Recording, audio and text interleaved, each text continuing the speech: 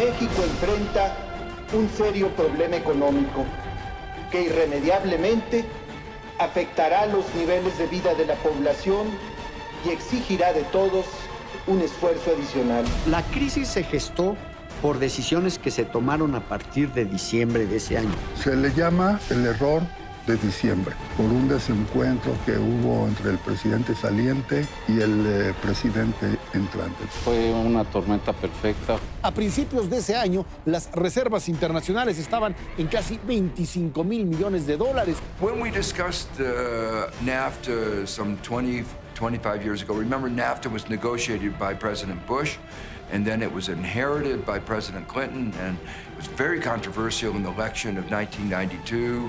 One of the things that was very clear is that the U.S. was the big winner from globalization. Vamos a acabar con el sistema capitalista. A las 7 de la mañana cumplí exactamente 100 días en mi carácter de secuestrado. Luis Donaldo Colosio sufrió un balazo que le disparó a corta distancia a un sujeto. El asesinato de nuestro compañero José Francisco Ruiz Massieu. En una situación de riesgo político, pues ¿qué es lo que quiere el inversionista? Irse del país. Por eso estuvieron las reservas drenándose en la forma como se estaban yendo. Hay un foro que ellos tuvieron por el mes de abril, después de la muerte de Colosio en los Estados Unidos, en donde se pusieron de acuerdo algunos de los grandes fondos de inversión para hacer retiros graduales de dinero de la economía mexicana. Entonces, el gobierno echó mano de otro instrumento. Los tesobonos tenían la ventaja de ofrecer una tasa atractiva de interés. Se trataba de una inversión en dólares y eso daba seguridad. Ese instrumento ayudó a frenar el problema durante algunos meses. Lo que ocurrió es que ya los inversionistas tenían enormes dudas de que esos pesos que les fueran a pagar cuando vendieran sus tesobonos se pudieran convertir en dólares. Estuvimos tomando de prestado. La deuda externa crecía, nosotros carecíamos de ahorro, estábamos comprando del exterior y así se acumulaba el déficit de cuenta corriente.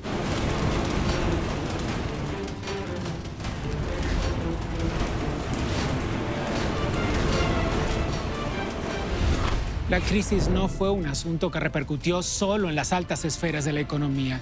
De hecho, arrasó entre la población de a pie. Soy experto en crisis, porque en México pasamos por muchas. Soy experto en crisis.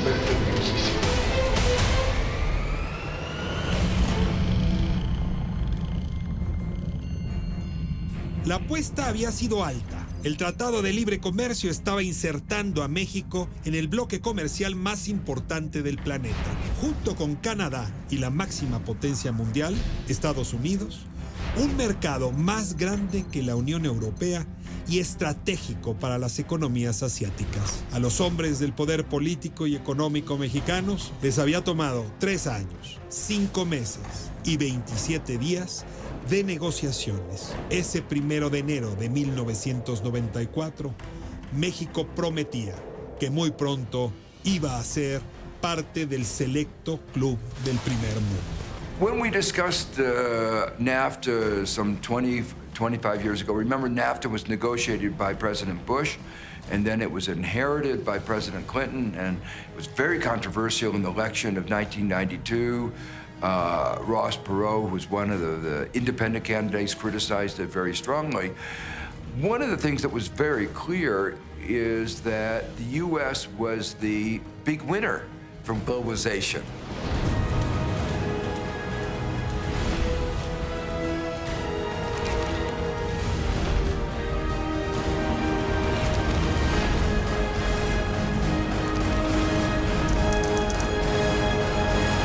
La puesta en marcha del Tratado de Libre Comercio de América del Norte despertó un interés mundial enorme.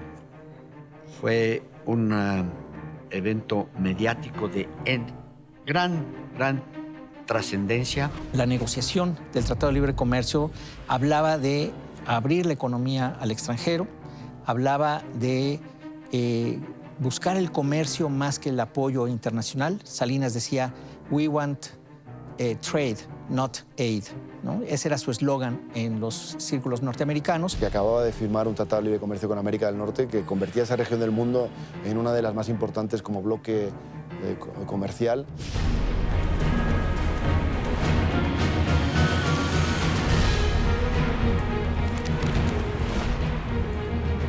Tratado de libre comercio, de hecho iba a entrar en vigor y eso generaba pues grandes expectativas para nuestro país, lo cual implicó pues primero una entrada masiva de capitales hacia el país. De hecho, durante esos meses y años se registraron las mayores reservas internacionales de la historia. Eran épocas de cierta euforia por la entrada en vigor del Tratado de Libre Comercio. El TLC en general fue un mecanismo que le ayudó a México a, digamos, a potenciar sus capacidades en el comercio exterior, particularmente con Estados Unidos.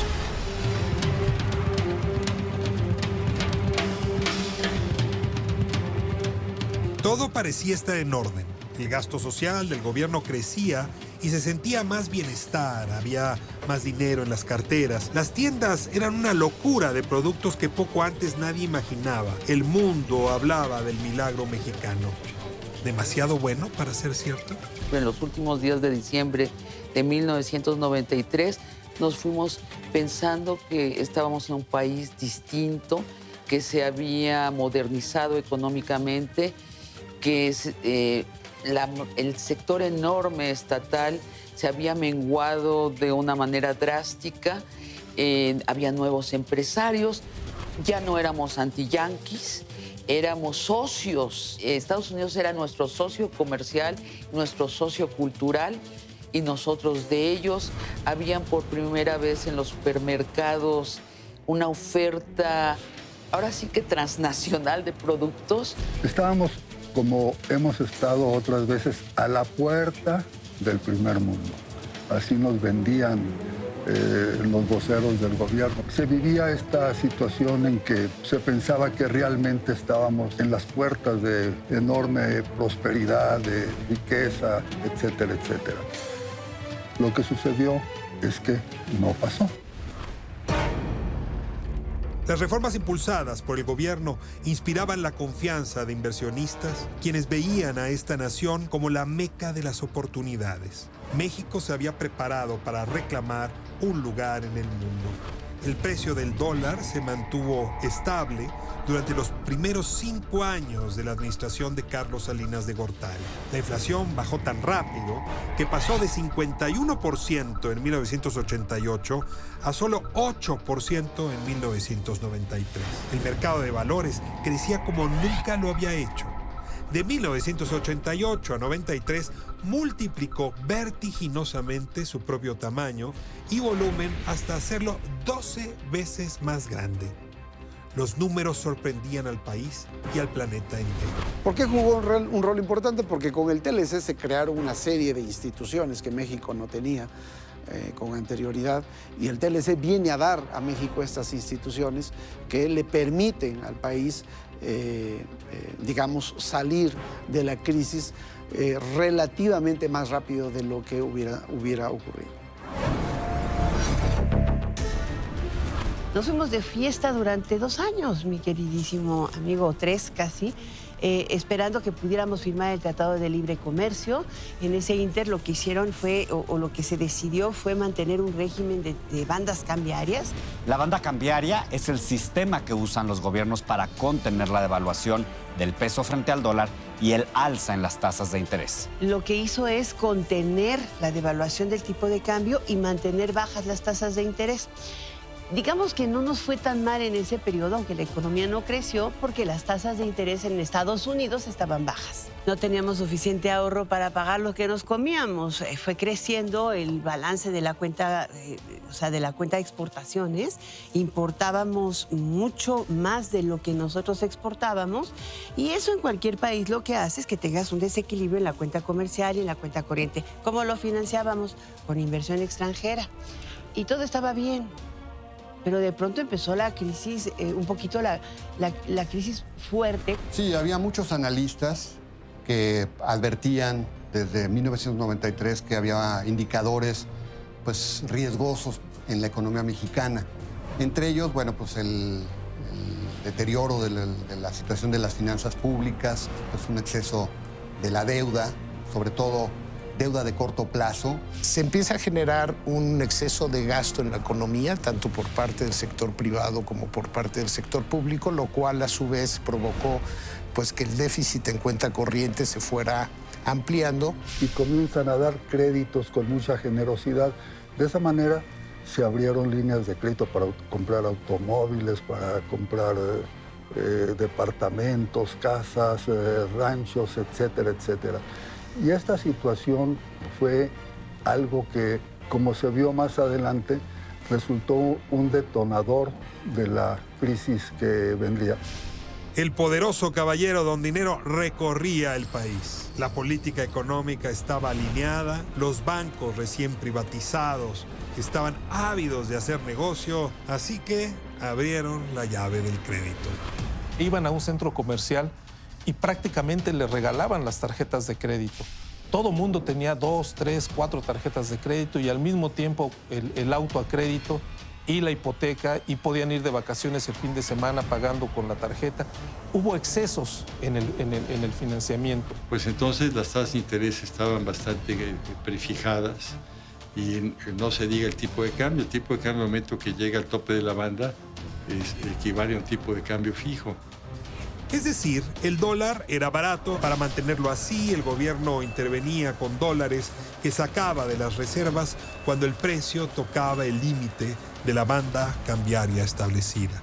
Las reservas internacionales son la acumulación de ahorro que tiene un país en moneda extranjera para cubrir sus compromisos con el exterior, sean bienes o deuda.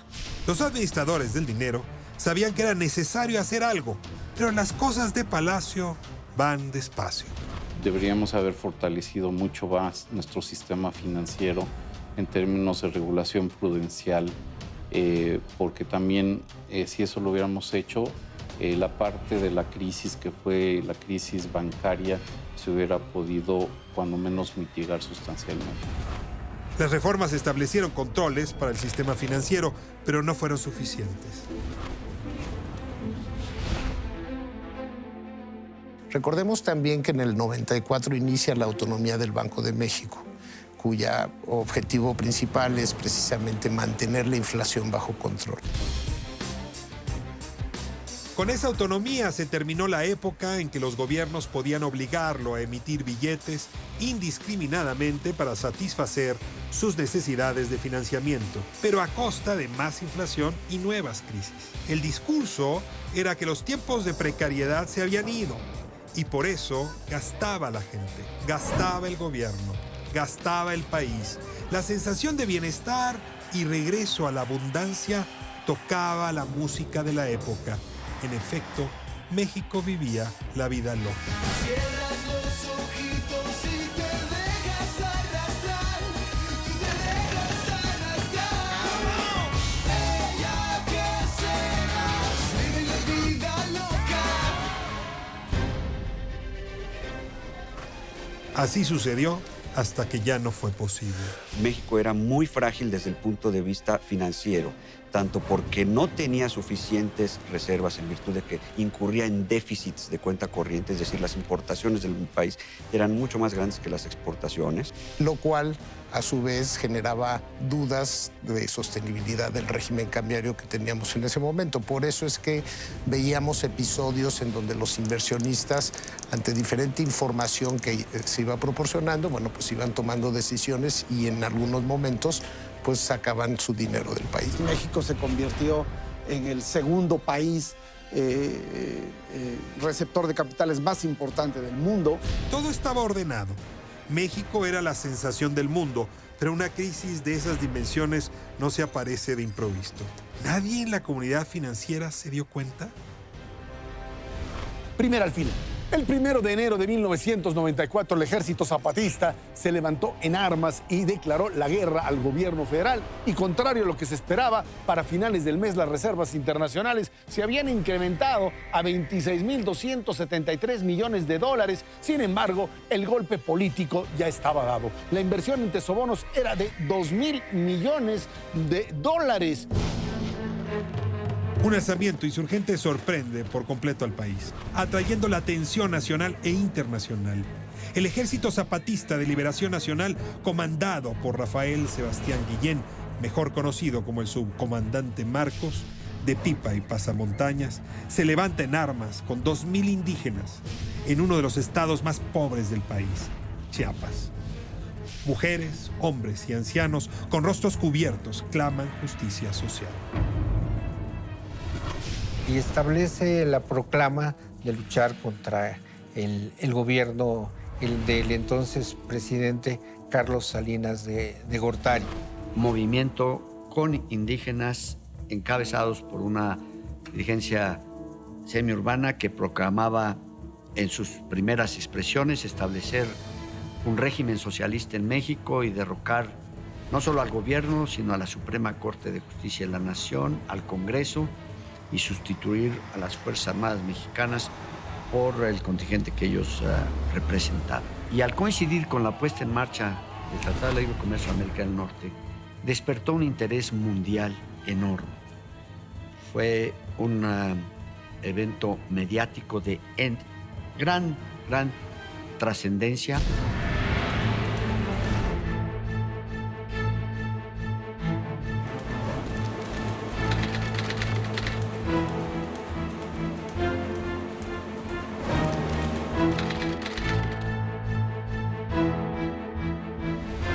Cada golpe nos drenaban reservas que no eran del resorte de las autoridades económicas.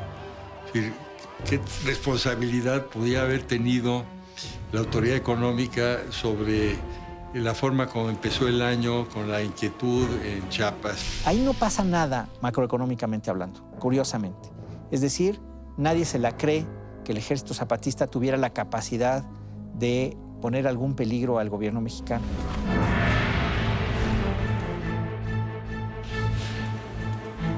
El gobierno buscó el cese al fuego lo antes posible. Designó a Manuel Camacho Solís como negociador. Los periódicos reportaron, sin embargo, que la Bolsa Mexicana de Valores celebraba la noticia a la alza.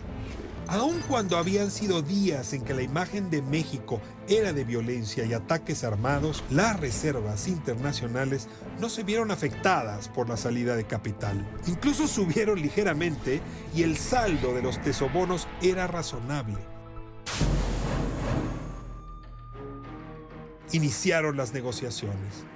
Pasados los primeros 2 meses del fatídico 1994, la operación política permitió que las variables financieras no sufrieran movimientos traumáticos. Las reservas internacionales incluso crecieron más de 4.000 millones de dólares. La emisión de tesobonos aumentó al ritmo que lo había hecho anteriormente y el tipo de cambio se mantuvo en la banda de fluctuación sin sobresaltos. Un momento que es importante resaltar es el secuestro del banquero Alfredo Harp Helú. Este hecho añadió más incertidumbre a los mercados. Lunes 14 de marzo, nuevo golpe. Esta vez a la banca recién privatizada. Alfredo Harp Helú, un integrante relevante de la nueva generación de banqueros, fue secuestrado. El hecho cimbró a la comunidad financiera. El poder económico, vulnerado por el ambiente político, el dinero, nervioso. La comunidad financiera de México se vio estremecida hoy con el secuestro de uno de sus principales ejecutivos, Alfredo Harp Helú, presidente de la mesa directiva del grupo Banamex Axibal, que administra hasta el 40% del total de los bienes financieros mexicanos, desapareció ayer por la mañana cuando se dirigía a su oficina. El empresario viajaba en el asiento trasero de su automóvil. Saliendo de su casa en Coyoacán, barrio tradicional en la capital mexicana, lo interceptaron varios vehículos. Harp cuenta en sus memorias que se bajó del suyo. Un comando de individuos encapuchados y uniformados lo capturó de inmediato. y le inyectaron algo que lo desmayó al instante. Por la noche, el banco que encabezaba emitió un comunicado. Este decía: por razones de seguridad y a efecto de garantizar la integridad física del señor Harp, no se dará mayor información hasta que no se haya esclarecido el paradero y la seguridad del presidente del grupo. Momentos de tensión que aumentaron 40 días después, cuando fue secuestrado en condiciones muy parecidas Ángel Lozada Moreno, vicepresidente de la cadena de tiendas Gigante y, como Harp, accionista de Banamex. El tema de los secuestros a nadie le gustan, y sobre todo cuando se sabe que son ejecutados por grupos de profesionales, y sobre todo con un personaje como don Alfredo Harp, pues, que era una persona muy conocida y era uno de los principales accionistas de Banamex, ¿no? Entonces, por supuesto que eso también trajo como consecuencia pues enorme incertidumbre. En las variables, ese día ya se apreciaba el primer síntoma de lo que se avecina. Los tesobonos, deuda denominada en dólares, continuaban creciendo, pero las reservas internacionales no. De hecho, iniciaron una racha a la baja que ya no se detendría. Al día siguiente, Carlos Salinas de Gortari recibió al gremio de los banqueros. Era importante el control de daños, evitar el nerviosismo en el mercado de capitales. Segundo alfiler. La situación se fue tornando difícil y fue cuando el asesinato del candidato presidencial Luis Donaldo Colosio el 23 de marzo, después de alcanzar un máximo de casi 30,000 millones de dólares, las reservas cayeron a 24,649 millones de dólares. La inversión en tesobonos había aumentado a casi 3,000 millones de dólares. Solo transcurrieron 9 días del golpe al poder económico al golpe que recibió el poder político. Pero el impacto al segundo fue aniquilador. Después ocurrió el terrible magnicidio de Luis Donaldo Colosio, que significó la pérdida de la esperanza que tenían millones de mexicanos de poder consolidar un proceso reformador que venía en marcha.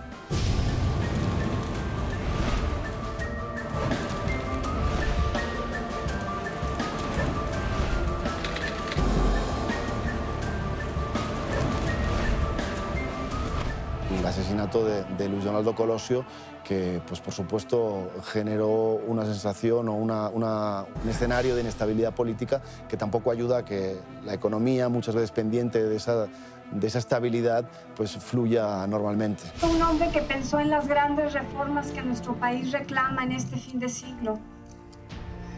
La reforma del poder para ampliar las libertades del ciudadano, para que todos pudiéramos convivir bajo el amparo de la ley. Esa es la certidumbre de la que hablaba Luis Donaldo. Lo dijo muchas veces. Quería ser presidente, pero quería hacerlo con el voto convencido de los mexicanos, con elecciones ejemplares de las que nuestros hijos pudieran estar orgullosos. Ese era su compromiso democrático y lo predicó con el ejemplo. El país estaba convulso. El presidente Carlos Salinas de Gortari decretó el siguiente día como de luto nacional. El mercado de valores no abrió y de paso así se evitó una caída estrepitosa. El Procurador General de la República, Diego Valadez, confirmó que el asesino fue Mario Aburto Martínez. Y en este desafortunado suceso que acontece en Tijuana y lo que vino después, todo dejó una situación de duda, de conspiración política, de quién estaba involucrado, de a quién beneficiaba, que al final de cuentas el gran beneficiado pues fue quien sustituyó a Colosio, que vino a ser el presidente Zedillo. Crimen que ocasionó obviamente mucha incertidumbre en los mercados financieros y en lo que es el país, porque pues era el candidato del partido oficial y estábamos acostumbrados a que él prácticamente tendría que ser el presidente, ¿verdad? Entonces, pues sí, fue un asesinato que conmocionó de nueva cuenta a nuestro país.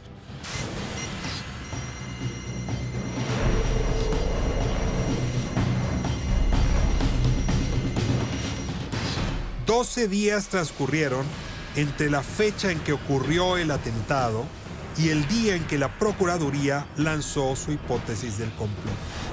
Durante ese periodo, las reservas internacionales se desplomaron, perdiendo más de $5,000 millones. Claro que pusimos atención a las horas posteriores a ese terrible acontecimiento, cuando se dio una fuga masiva de capitales y enfrentábamos el riesgo de un cataclismo económico, una macrodevaluación. Muchos inversionistas más se refugiaron en los tesobonos. Esos títulos aumentaron su saldo en prácticamente $1,000 millones. En particular, cuando se da el asesinato de Luis Donaldo Colosio y se genera pues mucho nerviosismo, el tesobono cumple una función muy importante porque le brinda al inversionista una forma de cobertura sin sacar su dinero del país. Y por eso es que la emisión de los tesobonos durante 1994 creció de manera muy, muy importante. Los tesobonos eran un instrumento que se venían emitiendo desde 1990. Tenían 5 años de estarse emitiendo. Cada mes se informaba de su saldo en los boletines que publicaba el Banco de México. Los tesobonos eran instrumentos de deuda de corto plazo que emitía el gobierno en la mesa de dinero del mercado de valores. Se negociaban en pesos, pero estaban denominados en dólares. De esa manera, al vencimiento, el inversionista recibía su capital al tipo de cambio del día. Podía convertirlo a dólares inmediatamente y llevárselo. Esos dólares también salían de las reservas internacionales del Banco de México. Los tesobonos son los bonos de la Tesorería de la Federación, son instrumentos que emitía el gobierno federal para que la gente ahorrara en ellos y tuviera a su vez una protección cambiaria sin la necesidad de tener que comprar físicamente los dólares. Por eso es que se indizaba el tipo de cambio. En el momento de la conclusión de mi gobierno, el saldo de tesobonos era menor que las reservas internacionales más los apoyos que teníamos con el Tesoro de los Estados Unidos. Por lo tanto, esos tesobonos que estaban denominados en dólares estaban totalmente cubiertos por las reservas internacionales y por los apoyos externos. En esos días, Estados Unidos aumentó sus tasas de interés. Si la tasa de interés sube en Estados Unidos, en México tiene que subir más. El gobierno, para evitar la salida de capitales, empieza a subir las tasas de interés. Es decir, para hacer atractivo que el dinero del exterior o el mismo del interior se quedara en el país. Así que los bonos mexicanos debían ser más competitivos. Los operadores de fondos de inversión del grupo Weston presionaron al gobierno. Hay un foro que ellos tuvieron por el mes de abril, después de la muerte de Colosio en los Estados Unidos, en donde se pusieron de acuerdo algunos de los grandes fondos de inversión para hacer retiros graduales de dinero de la economía mexicana. Es así como obligan al gobierno mexicano a que les diera garantías respecto de la deuda del gobierno federal, y por eso es que el gobierno federal comienza a vender de manera muy apresurada, diría yo, bonos indizados a los dólares o al tipo de cambio. Lo que ocurrió es que ya los inversionistas tenían enormes dudas de que esos pesos que les fueran a pagar cuando vendieran sus tesobonos o expiraran, es decir, llegaran a su vencimiento, se pudieran convertir en dólares, porque el país no contaba con suficientes o no era muy seguro que pudiera contar con suficientes, y entonces el entonces secretario de Hacienda tuvo que transmitirle a los inversionistas, por cierto, con muchísima habilidad, les dio la confianza y les dijo que los tesobonos, aunque estuvieran indexados al peso, el gobierno se comprometía a pagarlos, a liquidarlos en dólares. El tipo de cambio no varió demasiado por la acción del Banco de México, que inyectaba dólares al mercado para mantener su precio dentro de la banda de fluctuación. Pero ¿quién podía reemplazar a Luis Donaldo Colosio en la candidatura presidencial? Las opciones eran limitadas. No podía ser ningún integrante del gabinete o gobernador. La Constitución establece que el aspirante debe separarse de estas funciones 6 meses antes de la elección, y ese plazo ya estaba rebasado. Por su lado, los estatutos del PRI decían que el relevo debía ser el presidente del partido, pero Fernando Ortiz Arana se autodescartó en una conferencia de prensa. Al final, privó la unidad. El 29 de marzo de 1994, a las 12 del día con 12 minutos, 6 jornadas después del magnicidio, Ernesto Zedillo Ponce de León tomaba protesta como candidato del Partido Revolucionario Institucional. Protesto por Colosio, por el PRI, por México. Por primera vez se tenían debates entre candidatos a la presidencia. Por primera vez se iba a votar con una credencial con foto que le daba la confianza al votante y a los partidos de que quien emitía el sufragio era quien realmente se estaba identificando. Todo esto en el marco de un organismo, el recién creado IFE, que para esa elección se puso en manos de ciudadanos.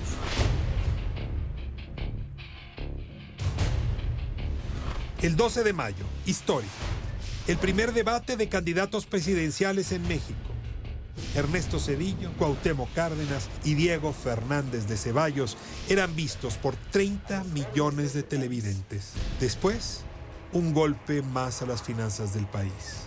Viernes 24 de junio, intempestivamente, el secretario de Gobernación, Jorge Carpizo, presentó su renuncia. 18 de julio. Las reservas internacionales ya habían caído 9,000 millones de dólares más, en medio del nerviosismo de los inversionistas al ver que el poder político y el poder económico habían sido golpeados fuertemente. El saldo de los tesobonos se había disparado hasta los 14,675 millones de dólares. Ese fue el primer día en que la deuda en tesobonos llegó a ser superior a los recursos que había para respaldarla, situación que lamentablemente ya no se revirtió durante el resto del año. 21 de agosto, Ernesto Zedillo obtiene 17,181,651 votos que representaron el 48,69% de los sufragios. Ventaja amplísima sobre Diego Fernández de Ceballos, que obtuvo el 25,92%, y aún más sobre Cuauhtémoc Cárdenas, que logró apenas el 16,59% de los votos. Al día siguiente, lunes, de las reservas que se habían perdido casi la mitad, se recuperaron hasta los 16,191 millones de dólares. Sin embargo, la deuda en tesobonos rebasaba este monto todavía por 2,700 millones de dólares. Tercera al final. La situación en el país se fue complicando. El 28 de septiembre, José Francisco Ruiz Massieu fue asesinado en la Ciudad de México y para ese periodo las reservas se habían colocado en 16,139 millones de dólares. El valor de los tesobonos había aumentado 10 veces su valor y la inversión era ya de 20,498 millones de dólares. 1994 estaba lejos de terminarse y también los momentos difíciles. José Francisco Ruiz Massieu era el secretario general del partido en el gobierno. Recibió un balazo a manos de Daniel Aguilar Treviño. La convulsión política y social se acentuaba. La inquietud del sector financiero se hacía cada vez más grande. La deuda en dólares que representaban los tesobonos ya era más de 4,000 millones de dólares, mayor a las reservas internacionales.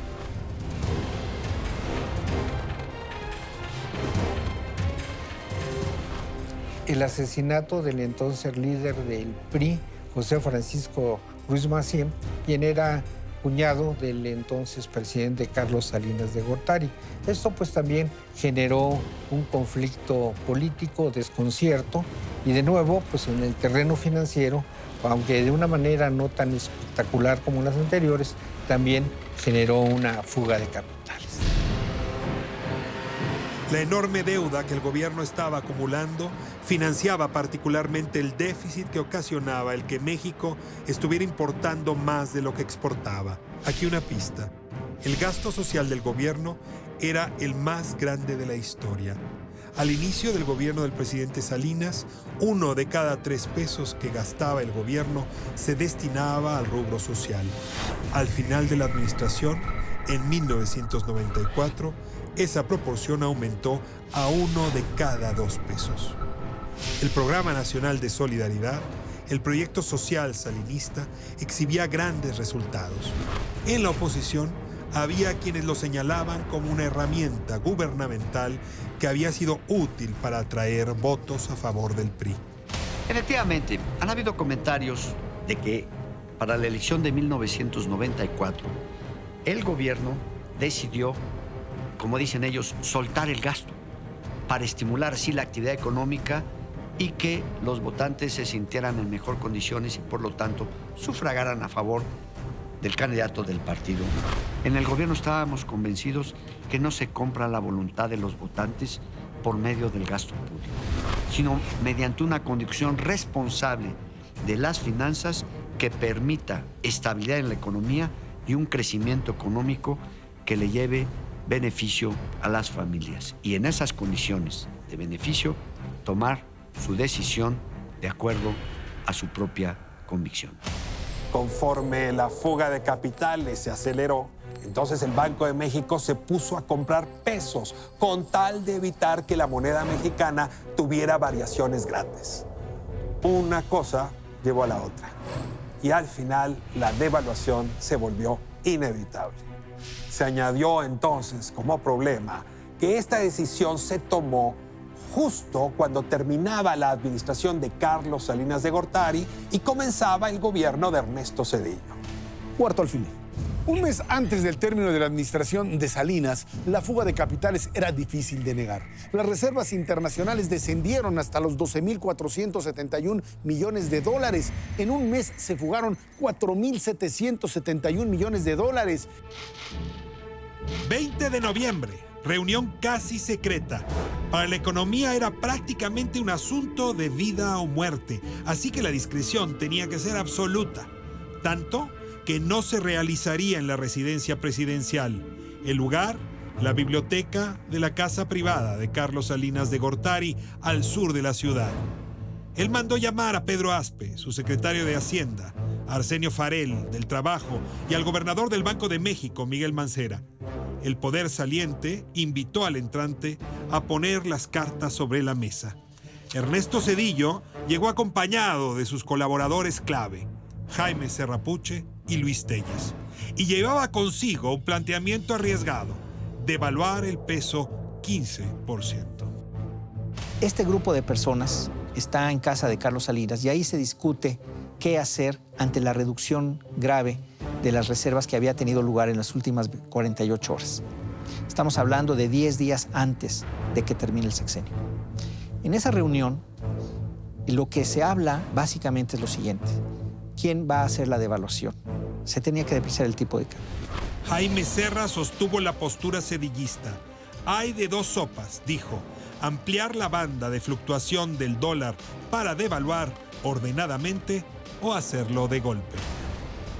Y yo creo que una parte muy importante de por qué se pospuso esa decisión es porque la dinámica de toma de decisiones de política económica cambió. El ambiente se puso tenso. Del lado salinista, Farell y Mancera fueron tajantes. Ampliar la banda sin un plan estructurado era abrir la caja de Pandora. El tipo de cambio podría salirse de control por la reacción de pánico financiero en los mercados. Pedro Aspe fue todavía más radical. Si optaban por la devaluación, abandonaría su cargo de inmediato. Había hecho compromisos con directores de diversos fondos de inversión y de pensiones en Estados Unidos para que mantuvieran sus capitales en México a cambio de no tomar esa medida. Pero frente al alzamiento armado en Chiapas, el secuestro en el poder económico, los homicidios en el poder político y sus consecuencias, reconoció la situación y la definió con una frase lapidaria: la economía está sostenida por alfileres. Lo que se concluyó fue que para que tuviera credibilidad un cambio tan importante del régimen de flotación, se requería un programa económico consistente y creíble. Y esa credibilidad la daba un gobierno cuando se iniciaba. No la podía tener uno que solo le quedaban escasos 8 días de gestión. Se le llama el error de diciembre, por un desencuentro que hubo entre el presidente saliente y el presidente entrante. Al terminar, y así lo relato en mi libro, tuve una conversación con el presidente electo y le compartí la sugerencia del entonces secretario de Hacienda, Pedro Aspe, de permanecer unas cuantas semanas o un par de meses en la responsabilidad, en el nuevo gobierno, con su renuncia por delante, para poder conducir cualquier circunstancia o información que se requiriera. Se rechazó esa posibilidad. Ernesto Zedillo dice que no. No, muchas gracias. Y entraría entonces Jaime Serra.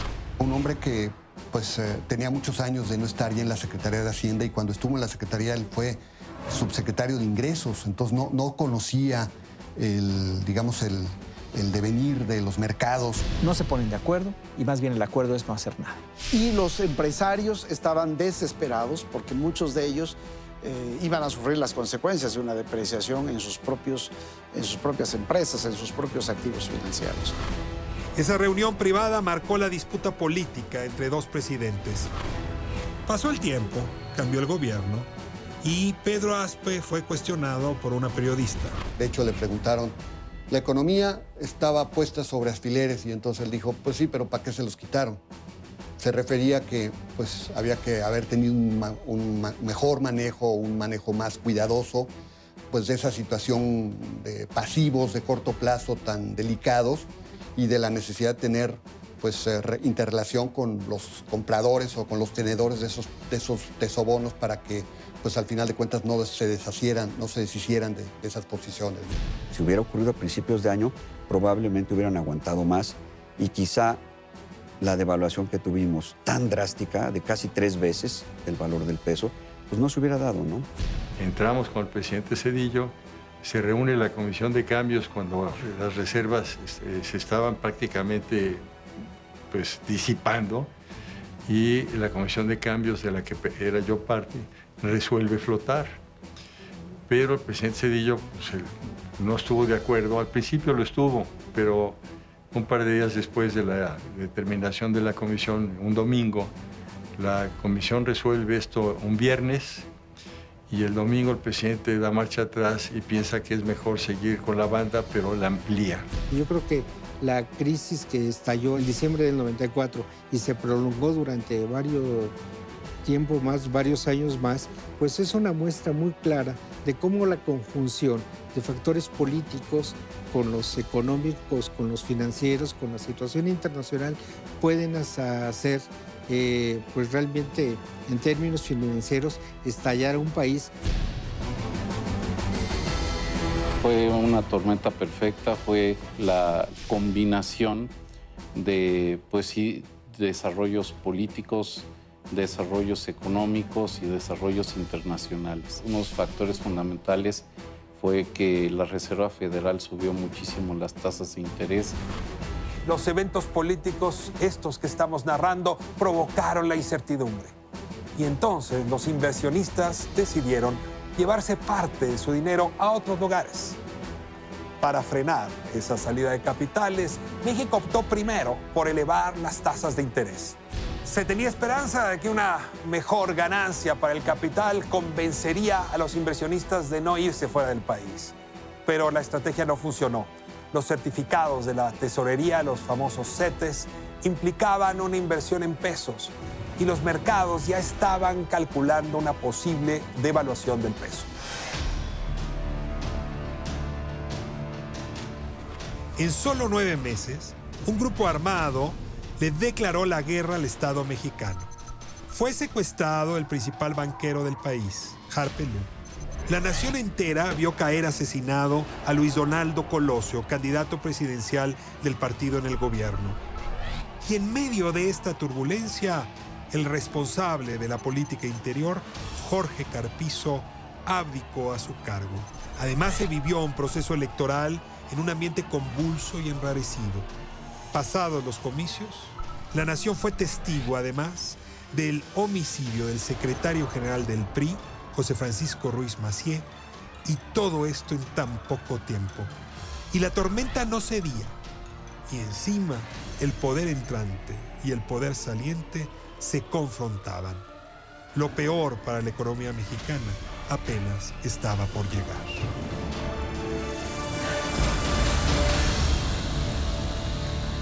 En el próximo episodio de El Error. 1994 termina en medio de una crisis económica, derivada, por supuesto, de la imposibilidad del gobierno saliente por devaluar y de la incapacidad del entrante por resolver el problema. Esto también en medio de la crisis de los tesobonos, estos bonos de la Federación denominados en dólares en manos de cientos de inversionistas extranjeros. No fueron extranjeros los que fugaron los capitales, como se dijo entonces. Fueron fundamentalmente mexicanos.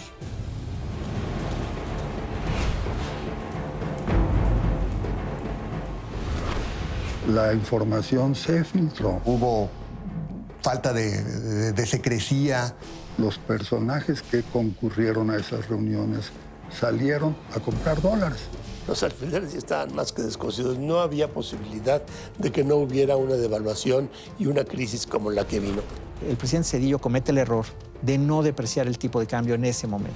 Incluso la respuesta del presidente Zedillo fue a través de Luis Telles, que fue su jefe de asesores, fue que el presidente estaba descansando y que no podía ser molestado. Ese fue el error de diciembre. Transitar de un modelo de banda cambiaria a otro de libre flotación en el precio de la moneda, sin que los nuevos operadores políticos tuvieran la experiencia interna y sobre todo la confianza exterior para realizar una operación tan complicada. Solamente el 21 de diciembre intervenimos 4.500 millones de dólares. Estás hablando de aproximadamente el 44% de las reservas internacionales que tenía el país. The United States has a lot at stake in Mexico. De 1995 al 2000, 1.209.000 mexicanos emigraron solo a Estados Unidos. El Error. Ficción, miedo, debacle.